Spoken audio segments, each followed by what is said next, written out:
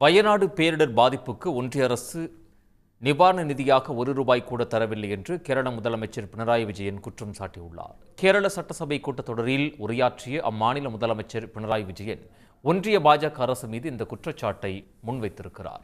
வயநாடு பேரிடருக்கு பிறகு மற்ற மாநிலங்களில் ஏற்பட்ட இயற்கை சீற்றங்களுக்கு ஒன்றிய அரசு நிவாரணம் வழங்கியிருப்பதாகவும், வயநாடு நிலச்சரிவு பாதிப்புக்கு ஒன்றிய அரசு இதுவரை எந்த நிதியையும் வழங்கவில்லை என்றும் கூறினார்.